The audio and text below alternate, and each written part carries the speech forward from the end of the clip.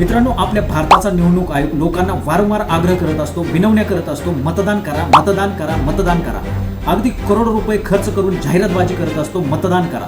लोकांना मतदान करायला वेळ मिळावा म्हणून सुट्टी जाहीर करत असतो. पण खरंच का हो, हे राजकारणी लोक आपल्या मताचा विचार करतात? आता मी ठरवले, मतदानच करायचं नाही. कारण आपण पाहतोय, ठाकरे गटातील 6 खासदार महायुतीने फोडले आणि न पटणारी कारणे देऊन महायुतीमध्ये सामील झाले.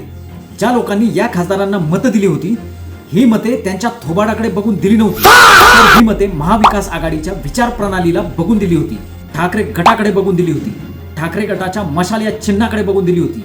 आणि पुढे काय होतं, हे 6 खासदार ठाकरे गटातून पळून जाऊन शिंदे सेनेत प्रवेश करतात. शिंदे सेनेत प्रवेश करण्यापूर्वी त्यांनी मतदारांचा विचार केला का?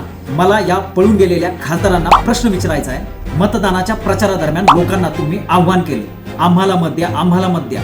लोकांनी तुम्हाला मतं दिली, तुम्ही जिंकूनही आला. मग आता ज्यावेळी तुम्ही ठाकरे गटातून पळून जाऊन शिंदे सेनेमध्ये प्रवेश केला, तेव्हा आपापल्या मतदारसंघात जाऊन मतदारांना विचारात घेतलं का? तुमचा पळून जाण्याचा निर्णय मतदारांना मान्य आहे की नाही हे का विचारलं गेलं नाही? मतदार जेव्हा एका पक्षाला मत देत असतो, तेव्हा तो त्या पक्षाच्या विचार प्रणालीला मत देत असतो, ना की त्यांच्या थोबाडाकडे बघून. आणि मत देऊन जर का तो राजकारणी निवडून आला आणि नंतर तो दुसऱ्या पक्षात पळून गेला, तर त्या मतदानाचा काय फायदा? हा सिंपल फंडा निवडणूक आयोगाच्या डोक्यात येत नाही का? असा घाणेरडा कायदा नियम कोणी बनवला?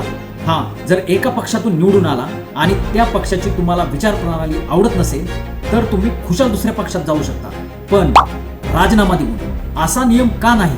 मित्रांनो, तुम्हाला पळून गेलेल्या खासदारांबद्दल काय वाटतंय? कमेंट करून नक्की सांगा आणि फॉलो करा.